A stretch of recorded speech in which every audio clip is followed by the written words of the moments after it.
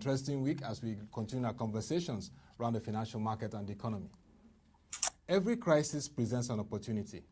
This is for people who are strategic and innovative and take advantage of it. The COVID-19 pandemic really hit the whole globe, down to Africa and Nigeria. But through it, Proshare, Nigeria's leading financial information hub, has deemed it fit to publish an incisive, comprehensive report called Coronanomics, looking at the whole issues around the pandemic, the opportunities for policies, and how it can impact even the households. It's the Coronanomics Report, and with me to give insight into this report is Mr. Teslim Shitta-Bey, the managing editor of Proshare. Good morning, sir. Good morning. And nice to have you. It's a pleasure being with you again this morning. And a very robust report, well received. Thank you. And joining us virtually to join this conversation is our co-anchor, Mr. Boason Omofaye, CEO of Frontier Africa Reports. He's looked at this report and he's been beaming with smiles. Good morning, sir. Good morning. Thank you very much. And good morning, Mr. Teslim. Oh, good morning, my brother. Quite a whole lot of work from yes. Your team at during this pandemic. Yeah. The way you folks managed to sweat it out for something as big as this, I'm surprised. But again, I'm not surprised. That's under the umbrella of Proshare. Known for a lot of what you call the hard-nosed work. Yes, yes, yeah. Thank you very much, Boason. Thank you. So, Mr. Teslim, wonderful work. I mean, the whole team, commendable efforts and trying to increase knowledge, provide market intelligence, and provide an advisory to policymakers. Well, let's take us to a snapshot of this report and what we need to know. And then we'll take the conversation from there. Right. The report is a 107-page report. Okay. It has 135 charts, has another 31 infographics, and then it has about 21 tables. Okay, and the whole essence of that was to allow people to understand the dynamics of the various aspects of the economy without having to read a long, boring report, but we broke it into biscuit sizes in different sections. Yes. That was the style. Now, the report has one major issue to address. How is Coronanomics going to affect the Nigerian household? That was central for this report. That's what I liked most, the households, because policies have always not targeted the households. Yes, we've always said that at the end of it all, it's about the household. Yes. Okay? Yeah. So every other social structure is to support the household. So we started the report with an overview of the Nigerian economy. Okay? Then we looked at the various crises that have occurred. We had the 2008, we had the 2016 crisis, and we said, okay, what's different in this crisis? How does this crisis really differ from the other crises, and what should be the responses to the various issues raised by the crisis? So we looked at 2008, which was essentially a financial crisis in the United States of America that cascaded to other countries in the world. Now, the 2008 crisis didn't affect Nigeria so much, and that's because the state of the economy at that time had adequate financial buffers. Okay, it was a mortgage crisis in the U.S. and here in Nigeria we didn't really have a mortgage industry that we could talk of. Okay, mortgages have been far and thin. Okay, so it wasn't much of a problem for us. But when you come down to 2016, that was a massive crisis also. Now that crisis was an oil price reduction. When you look at 2015, the middle of 2015, you had oil prices at about $114 per barrel, and suddenly they slided to less than $30 per barrel. So obviously we were going to have a crisis with our federal fiscal arrangement. Yeah. And that crisis resulted into a contraction of the economy. Okay? Part of that is what we're seeing in the current situation. Okay? But here you have a double helix. Now what I mean by that is that you've got a financial crisis or a fiscal crisis, more or less, and then you also have a health crisis layered on top of it. So you're caught like in a pincer, you're squeezed in the middle. You've got to deal with the financial issues, the fiscal issues, and you've also got to deal with the health issues. And that makes this particular crisis unique. Okay? And of course, anything about health revolves around the household. You know, the fiscal things seem to be a bit up there and lofty, but health hits us at home. Yeah. Right? So the report looks at the lessons we've learned from the 2015, 2016 challenges, but we had to go around that again to look at what complications exist as a result of the health crisis. Now, look at the health crisis. The health crisis has resulted into issues concerning supply chains, social distancing. If I have to social distance, it means I can't engage as I used to engage, right? Yeah. Okay. It means we can't travel the way we used to travel. Okay. It means we can't get inputs from foreign countries the way we used to get inputs from foreign countries. So the whole economic environment has changed. Now, if you look at the recent report by the National Bureau of Statistics, okay, it was just a mini report looking at how COVID-19 has impacted the various households. We found out that 4 in every 10 household, 4 members in every 10 household have lost their jobs. Very serious. And then when you look at the lower rung of the ladder, because that was basically at the upper rung of the ladder. Now, if you look at the lower rung of the social ladder, you had 5 in 10 people losing their jobs. Now, the job losses are going to cause a ripple effect. First and foremost, there's going to be a reduction in aggregate consumption because people don't have money, right? Then you're going to see a contraction in sales because there's nobody buying those commodities. So it snowballs into a whole variety of issues and challenges. And social crisis, if not well managed.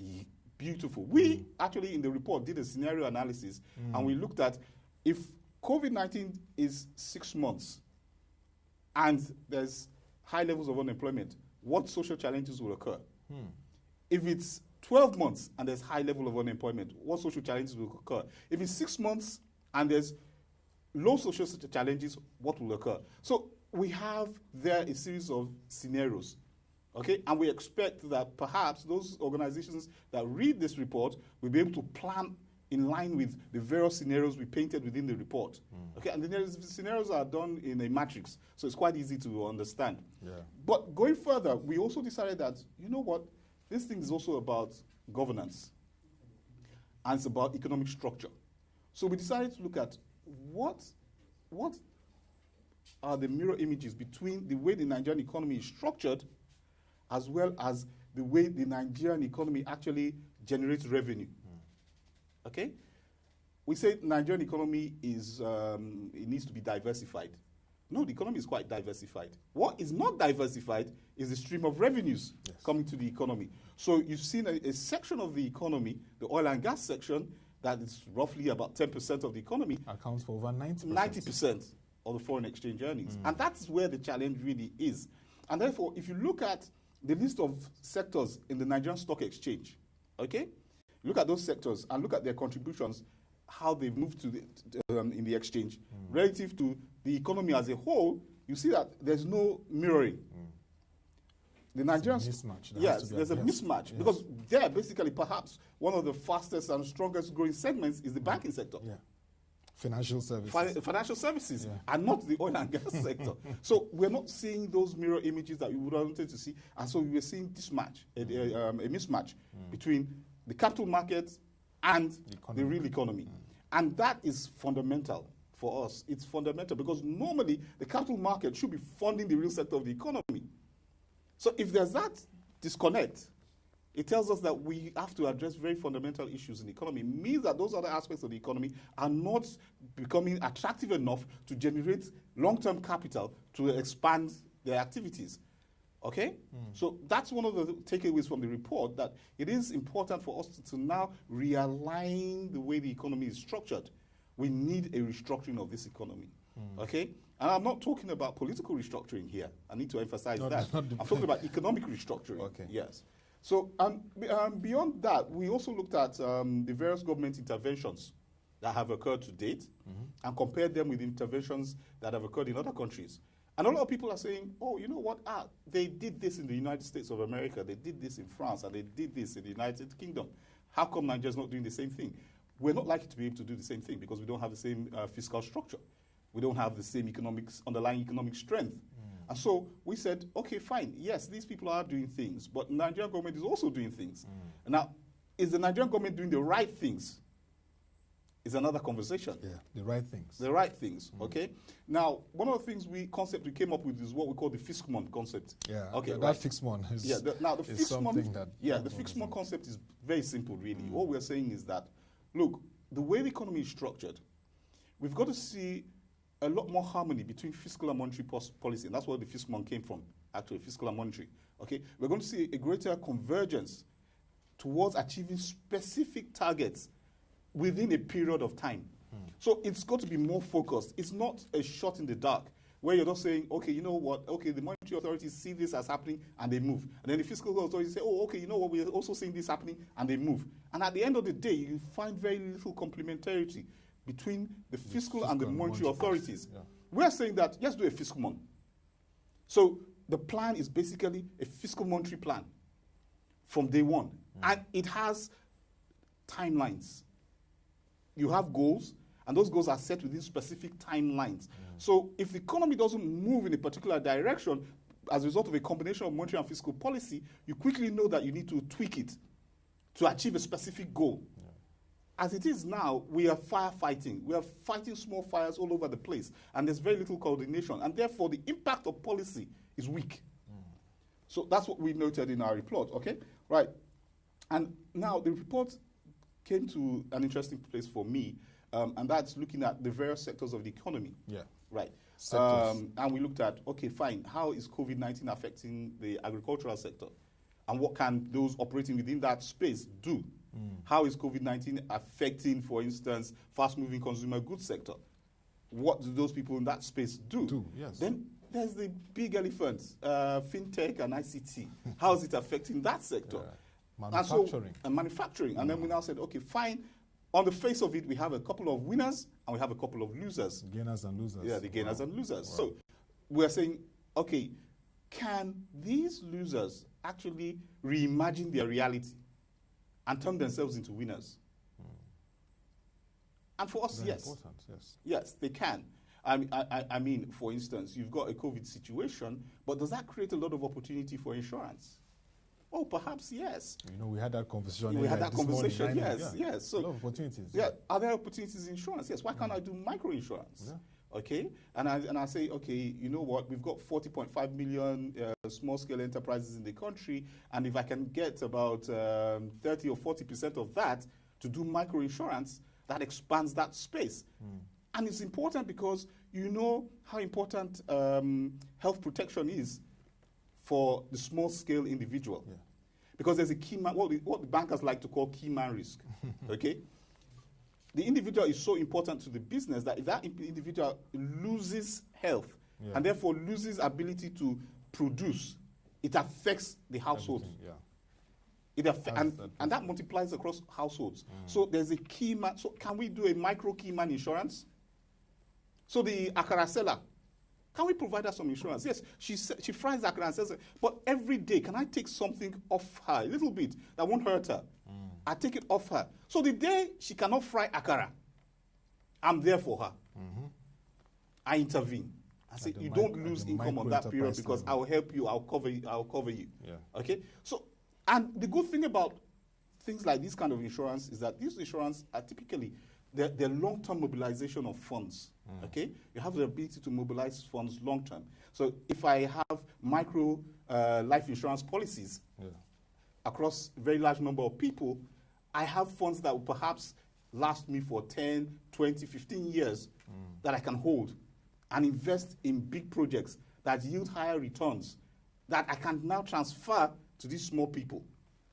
Small in quotes, small in terms of, not necessarily in size, but in terms of the size of their businesses. Yes. Okay, the micro enterprises, the small scale enterprises, and in some instances, maybe even the medium sized enterprises. Yes. Because if you're looking at what is happening now, big seems to be beautiful in some sectors. The bigger you are, the bigger you are, the more beautiful, because you have a greater amount of resilience. You can arrange your activities, your business activities in such a manner that you can protect yourself from the most severe aspects of COVID and the downturn in fiscal revenues. But what about the small man? They are also very important. They're very important, especially in a society like ours, when there's a huge informal sector. We need to bring this informal sector into a formal arrangement. And we can do that if we become more creative. Like I said, for instance, sectors like the insurance sector, they get a lot more creative and they create products that can support that micro sector. And these guys come in, they see the benefits of being formal, and then we begin to grow the economy from there. Yeah. So I think finally what we wanted to do is to share our thoughts with people and get feedback. Okay, so the whole essence was to say, look, this is where we are. This is where we can get to the different sectors if we are creative, imaginative, forward-thinking. Now, one thing I want to say here is this. One thing we emphasized in the report is that playing by the old rules will not win you the new battles. You cannot win the new battles by playing by the old rules. So rules are going to have to change, right? And so individuals within different sectors are going to have to reimagine the sectors. They're going to have to rethink those sectors and step outside the box and assume there is no box. Because well and truly, in this environment we are, there are no boxes. Thank you.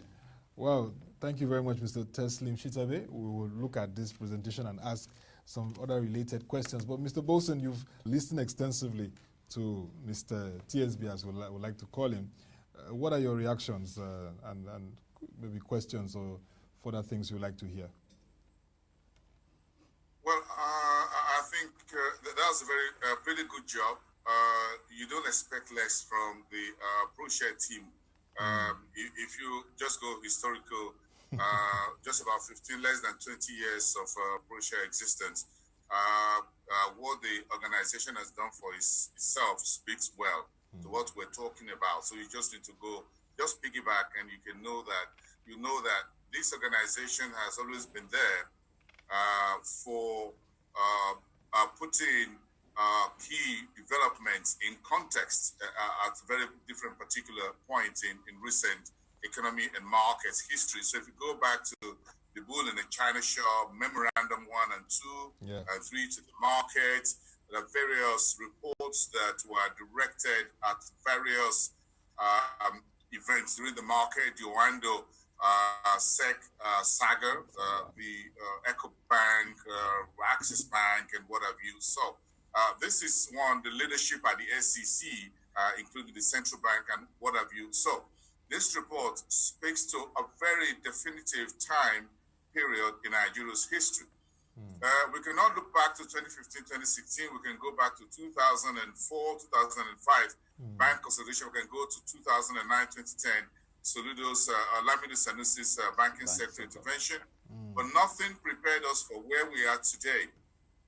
Because even when you look at the subprime mortgage and the easy money problem in the US of 2008, 2009, it was still so much different because the financial services industry got everyone burnt, but largely folks still have their jobs. There were knock-on effects on the economy, but again, there were no health issues. So cafes still open, buses were there, underground trains were running, tourist centers around the world, in Africa, elsewhere, were still open for business. So that was a financial crisis that we had.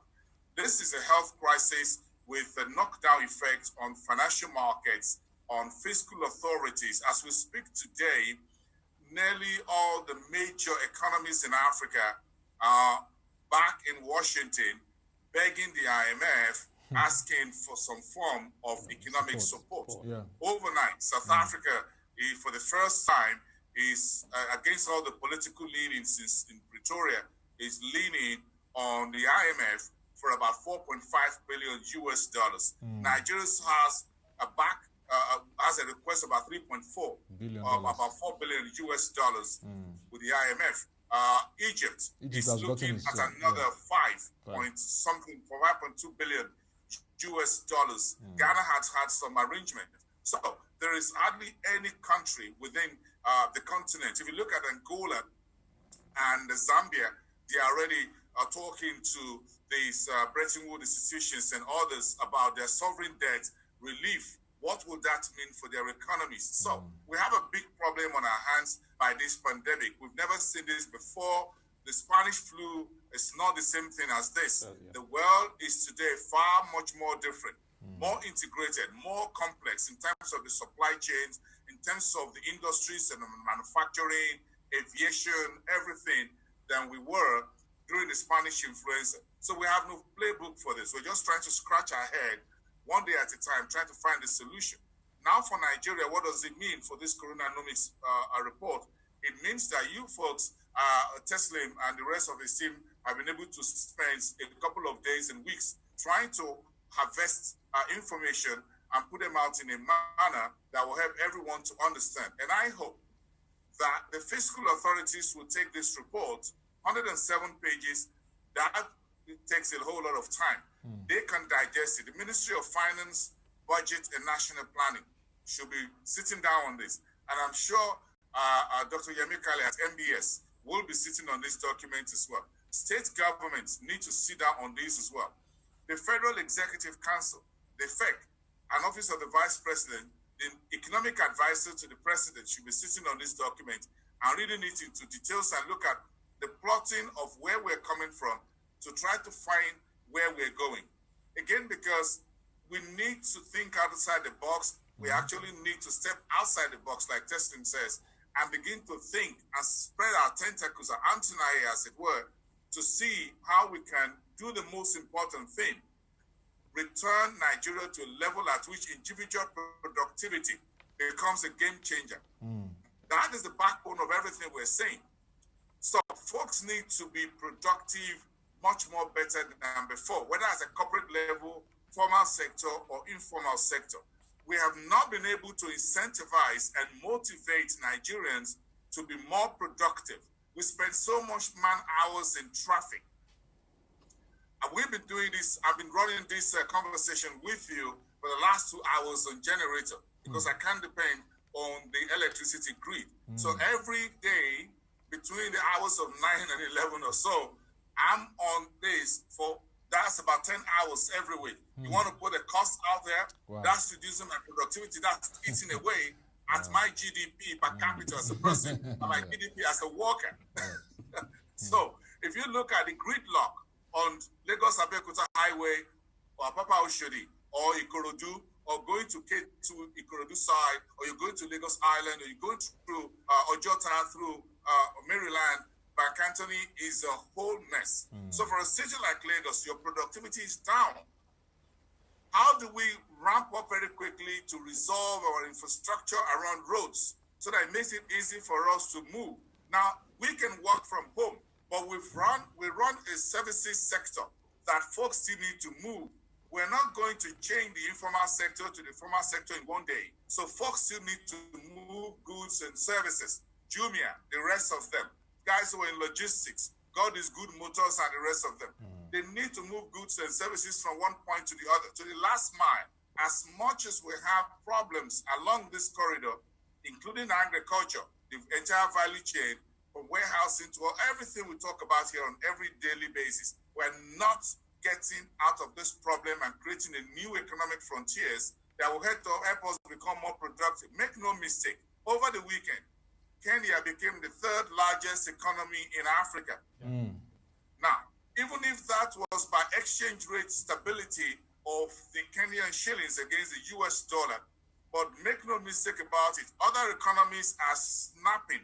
They are sniffing at the heels of South Africa and Nigeria. You might just wake up one weekend, Otto and Teslim, and you find out that one other country in Africa is now the largest by GDP on the continent, and we just start scratching our head, Nigeria, how did we get here? So we need to take this report very seriously at the fiscal level and the subnational levels. I know the corporate institutions will be swarming over this report by now. They're trying to read through it, try to analyze it. How can they use it on the fiscal side? But also, if you are playing the market, where are the new opportunities in the healthcare sector? In research, the central bank over the weekend released new guidelines for healthcare and pharmaceuticals on how to access the stimulus, not the bailout, the stimulus for this particular healthcare sector. This morning, AstraZeneca, which is one of the largest healthcare companies in Europe, is thinking about going to bed with Gilead Sciences in the US. Things are changing. So who says we're not going to see a major such mergers and acquisitions and game-changing development within the Nigerian healthcare sector?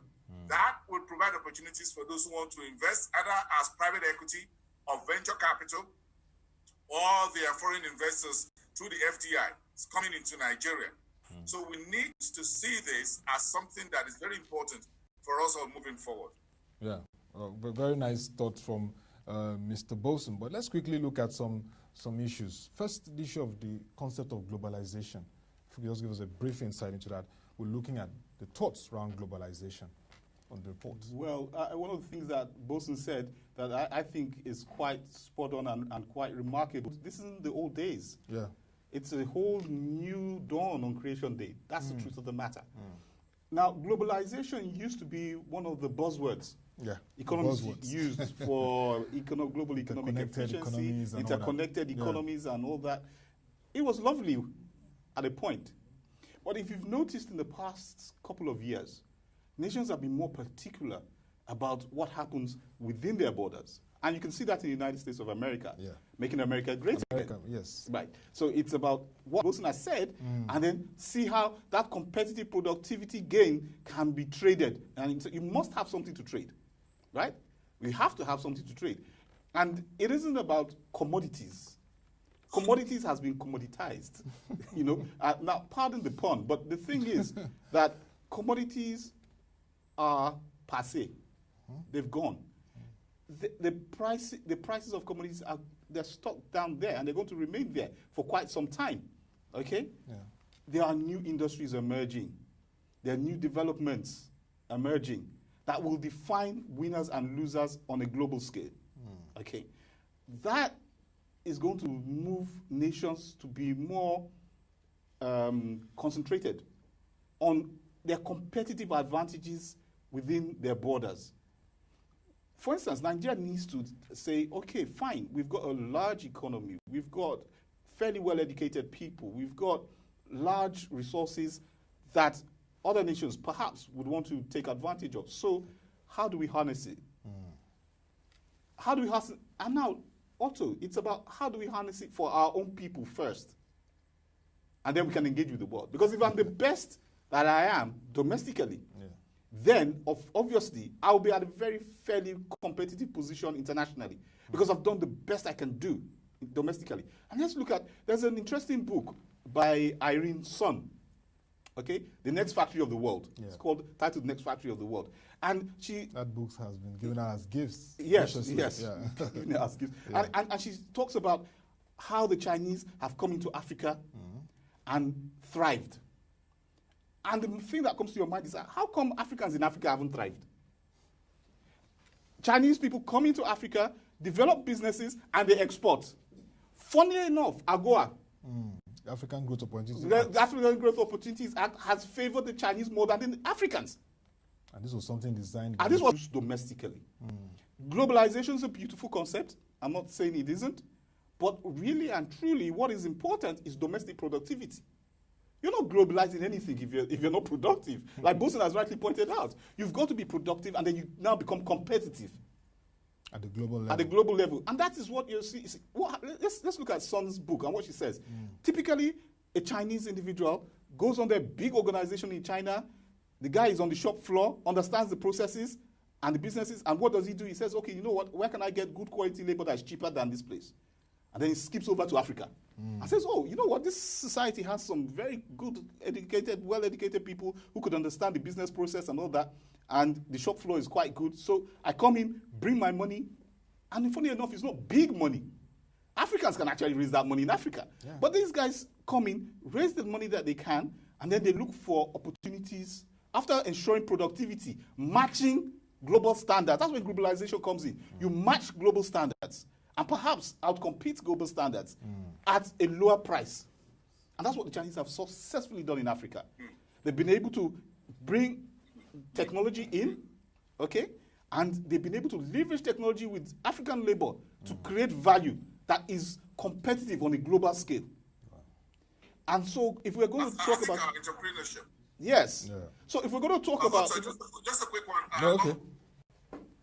Along what Mr. Teslim is saying, I think there's a need for us in Africa and in Nigeria to our entrepreneurs to rethink why they go into entrepreneurship. You see, a Chinese man is not going into entrepreneurial activity as an SME because he just wants to feed his family. No, he wants to create a global product that is made in China. He is thinking as a global person, as a global businessman. The idea of setting up a bakery or a fish farm just because you want to pay the school fees of your kids is not enough to be a game changer. We keep thinking as a one-man business from hand to mouth, hand hand-to-mouth process. That is a problem with our industrialization on the African continent to a large extent. And that's why we don't have the thinking, the mindset of the Chinese, of the Taiwanese, of the Vietnamese, and the Malaysians. We still don't have that. Everybody just feel, if I'm losing my job in a bank, I can just set up a small shop to just get something done to bring income. So what that means is that we don't give deep thinking to what we want to do ab initio. So if you're an entrepreneur and you're creating something like manufacturing, whatever, if you're doing packaging for agricultural products, whatever, are you thinking global from day one in terms of the idea, the concept of that product itself? And that's why the whole AGOA thing, the Chinese, like he rightly says, like Teslim rightly says, they just came here and took advantage of us. It was designed for us. The whole 25-year program is going to get wrapped up in about 1 or 2, 3 years from now. And we're looking at the short end of the carrot, if at all we're getting the stick. So I think there's a big problem with our SMEs. We need to go back to the drawing board. That SMEs are not supposed to be set up because we want to produce gala that will be sold inside the traffic in Lagos. That kind of mentality will keep you inside the traffic of Lagos or Kiari market, but you never become a game changer in terms of producing goods and services that are exportable, that meet global standards, that is sustainable. That also brings us to the problem of the bankability of these projects. Because once the banks sit down, or a DFI, or a PE, or a venture capital, or whatever, sit down with you to think with you and have conversation about funding you, the first thing they look at is that this project was designed for the local government where you reside. So you want them to fund it as a global enterprise, it becomes difficult. So you find these FDIs keep going to other countries, and the Chinese and others. So our mindset in Nigeria and Africa for SMEs and what have you should change from just being a survivalist entrepreneurship. That is what we do here, survivalists. Rather than want to set up an SMEs that are game changers. And that is one key problem I just want to add in here. We need to rethink our SMEs, entrepreneurial spirit at every point. From being a survivalist, let me just survive this time, then I will think of what to do next time. Globalization. Look at how Vietnam took the whole industry out of the United States there, and they're using the local people, technology and what have you, to run one of the best economic growth we've seen in recent history. Wow. Right after the end of the Vietnamese War. Now look at that happening. What does that tell you? That Nigeria that has a better opportunities and natural resources than Vietnam cannot match that small country by any standards, except for oil production. That should set us rethink our science and technology ministry and the parastatals, our trade, industry and investment parastate agency, that we need to have a new thinking around our SMEs and not business as usual. Yeah. I think I wanted to quickly chip into what Boason said here, because I think it's very fundamental and vital. He mentioned some MDAs, ministries, departments, and agencies now, and I think he's hit something that is very vital. We need to see these agencies talking to one another. That's why I said there needs to be, there has to be a handshake, because the banking sector, the financial sector, the insurance sector, these various agencies need to talk. And therefore you provide a hand-holding experience. Because we're coming, we're running a bit late. We're coming a bit late to the party. So you cannot adopt the same methods of those who are front runners. You've got to get a boost, a shot. I'm not saying going into some drugs, but you got to get a boost. Now, that boost will come about when these various agencies, the financial institutions come together and provide a framework that handholds these institutions to become world beaters. And look at what happened in South Korea, okay? The chaebols in South Korea. See what happened, okay? You had a few companies, and you saw the state supporting those institutions, and now they're world beaters. You've got your Toyota, You've got your Hyundai. You know, we've got these companies. We've got LG. We've got Samsung. Yeah. And these are the things we need to do. The state needs to provide that rampart, that framework that gives these people a nudge and makes them more aggressive. Their mindsets begin to change. Because once they see that, there are milestones that are set for them. You have management consultants put in there to provide them with this support. They have accountants. So everything, they begin to learn how to run businesses effectively and efficiently. And once that is done, the foreign direct investments that Boason talked about will definitely come in. Yes. Because everybody wants to make a buck off the table. Definitely. I mean that was going to key into what I was going to ask. Again, you can see some of the biggest names in Europe, brands today, started as a one-man business from a small shop. Look at jeans, for example. Look at L'Oreal. That produces a range of products for women, from lipsticks to powder and things like that, from Louis Vuitton, okay, to Saint Laurent, those who produce wristwatches and the rest of them. This one, see, the guys who produce these wristwatches in Switzerland started like our local Babalago and the rest of them, you know, who were watch repairers, right? Shoe repairers, and they turned to become shoemakers, and they start making shoes. So that is the entrepreneurial spirit. Today, they become multi-billion-dollar institutions across Europe, and they're listed on those stock exchanges. So what we need, the companies that we need to list on our stock exchanges and our exchanges to reflect the economy, it's not the oil and gas companies. No. It is these small and medium enterprises into light manufacturing, those who can make small machines to grind pepper, to do moi moi, to the kind of machines that you can use when you're making cassava and whatever, to make it less laborious for women who spent days and some are getting fried.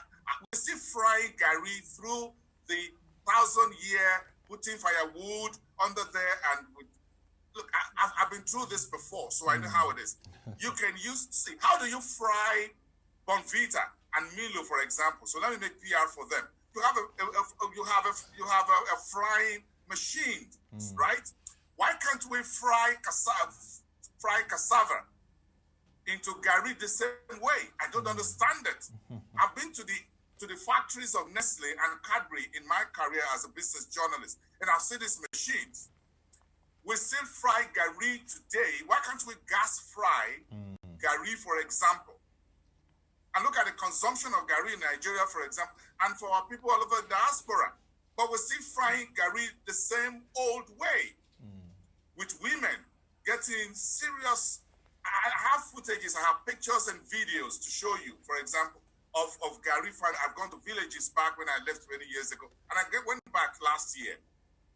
And you'll be surprised that this process has not changed. That is not productivity enhancer, okay? Because you spend so many hours through these laborious projects when we can process cassava, and we're the largest cassava producer, cultivator in the world. But the value chain from farm to table is so laborious that the bag of Gary costs more than a barrel of oil. Hold on a second. We have a problem. We have a big problem here.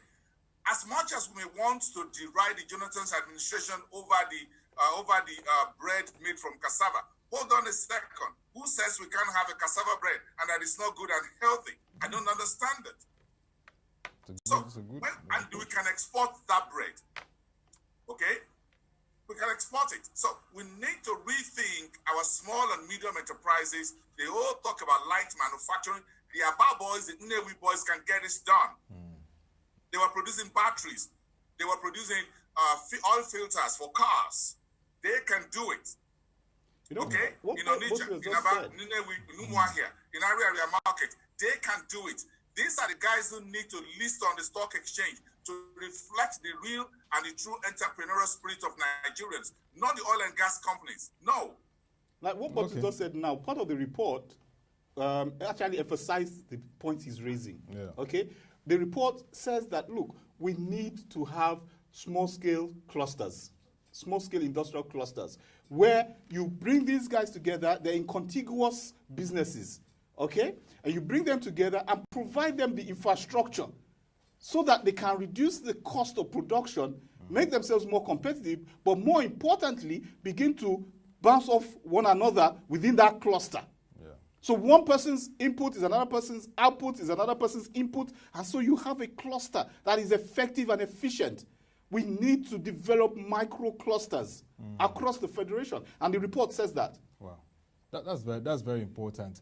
But let me bring something that has to do with our fiscal and also dovetails into more into the issue of the debt bogey, the perspective that you brought to it.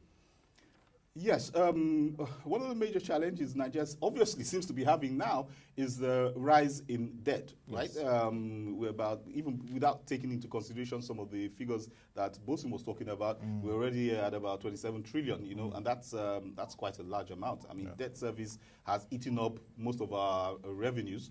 Okay, I saw one report that says that in Q1, the debt service was about 99.2% of revenue. I mean, so how much is left for anything else? So addressing the debt bogey is critical, right? Now, the report says if we're going to address it, it comes back to one major issue too, the structure of the Nigerian economy. How are we structured? Are we structured to get out of the debt crisis? Yes, we have the opportunities to get out of it. Why? Because within a COVID period, there's going to be a greater amount of liquidity. Okay? There's going to be a lot more liquidity internationally and domestically. We will see an increase in liquidity. However, what is important is that how is that liquidity channeled into activities that generate outputs which the government can tax. And therefore, if tax revenues start going up, debt service becomes less of a pain, okay? And then we need to migrate away, like Boason has said, from oil and gas. Oil and gas we cannot be crucified on the cross of oil and gas, because Nigeria is much more than that, right? So if we're going to get out of the debt situation, we've got to quickly establish what the short-term, medium-term, and long-term strategies need to be, right? Debt in itself is not a bad thing. Yeah, it's not. But what But is how it's critical? channeled, how it's Yes, utilized, but what yes. is critical is how it's utilized. If you are going to utilize debt for recurrent expenditure, then we're sunk.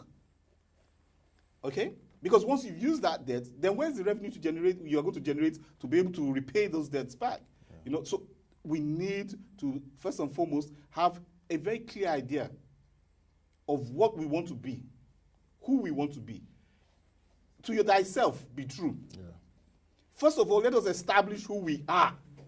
And then once we've established who we are and who we want to be, then I think we could work out a path, the report says, towards achieving that. But first and foremost, we need to establish who we are.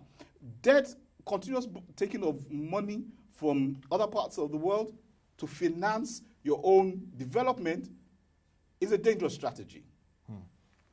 It's a dangerous strategy because, don't forget, there's also a question of foreign exchange translation costs. Yeah. I mean, if you're taking dollars and bringing it into the system and you don't generate naira that covers the amount of dollars that you're taking, then you're going to go further into debt. Yeah. And we've seen that at subnational levels too. Subnationals are also The impacted. subnationals have also suffered from the same thing. Some of them have taken up debt. It was lovey-dovey. It relieved them for a period of time. And I had always said it then that this wasn't the solution because some of those states that took debt then are still indebted now. And the issue is with declining revenues, and that means that most of these, from our calculation, most of these states had between 70 and 77% of their monthly revenues coming from Federal Allocation Committee allocations. Yeah. And once that declines, then you start asking yourself, where will these states get the money to pay back what they had been owed in the past? So it's not just a national problem, it's also a sub-national problem. Debt is a bogey. And it's one we've got to wrestle, and we've got to be imaginative, creative, and sincere. There has to be a lot more transparency. Yeah, transparency. Very, very important. Yes, there has to be a lot more transparency in our debt management procedures and processes. Yeah. Okay? And once we are prepared to be open, I'm sure within our various state borders, there are resources that can be tapped and used to generate revenues that begins to pay down this debt.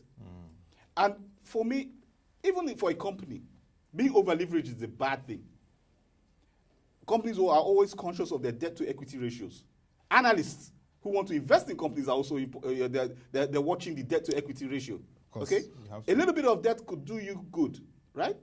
Because it means that your return on equities will be increased. Yeah. But if that debt goes past the tipping point, then we should be preparing the necessary, making the necessary arrangements for a corona.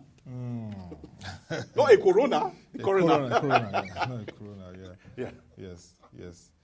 And I mean, the households again. I mean, this report for me, what I like most is the households, because a lot of reports come out and we don't even factor in the households because it's still much larger about the households. What are the perspectives for the households and the key takeaways for them? Yes. Okay, great. I think Boason touched on it a bit when he was talking about need to be imaginative and creative. Yes. Okay, yeah. He talked about the Gary processing business and the household, for instance. That's the household. Mm-hmm.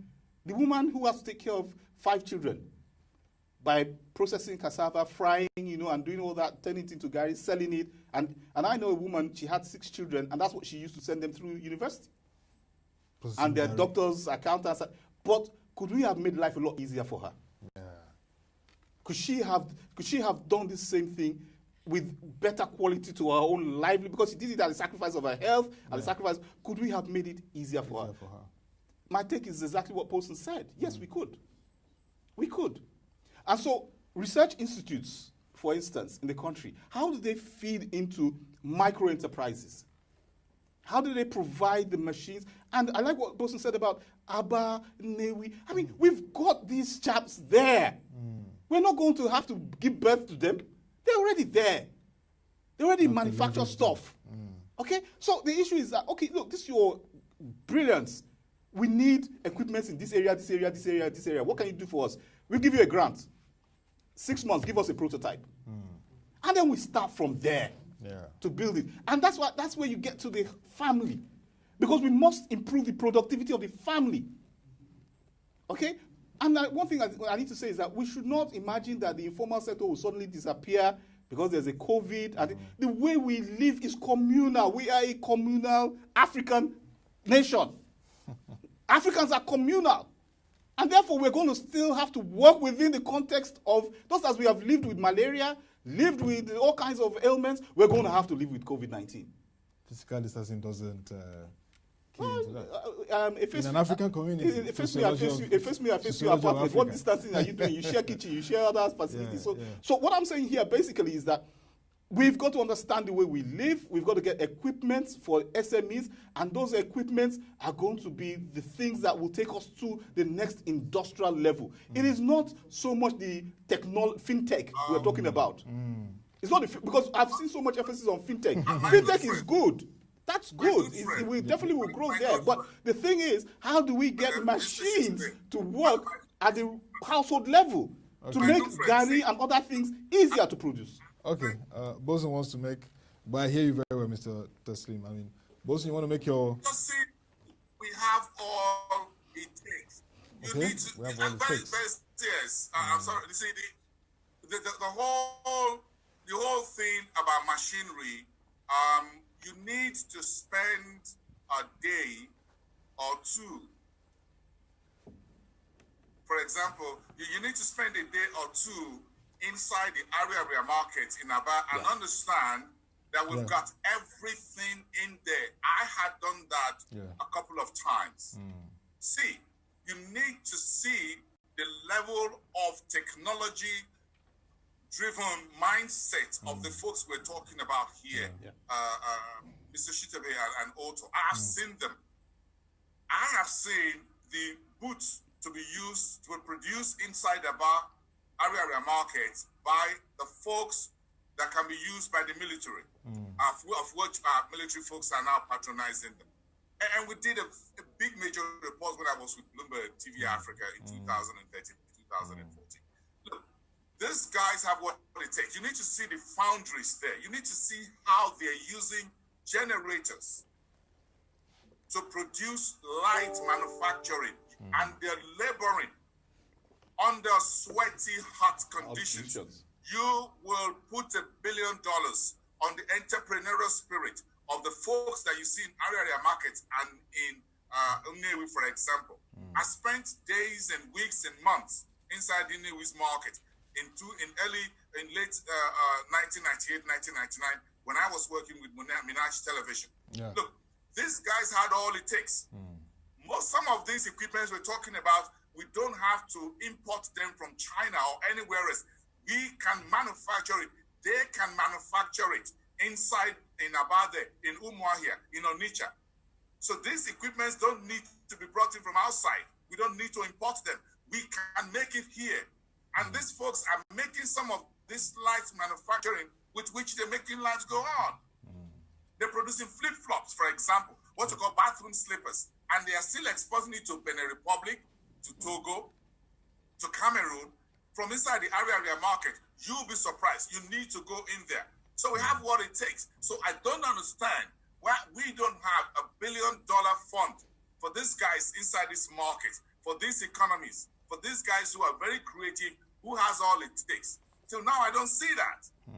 What is all this SMEs money with bankers committee money? Why don't we have some devoted to specific industrial clusters that are already existing in Kano, in Ibadan, in Aba, in Newi, and elsewhere? I just don't understand it. In Enugu, I don't understand it. Boason, I can't get it. Boason, I won't even say, in this book, The Next Factory of the World, Irene's son actually made reference to what Boason has said about flip-flops.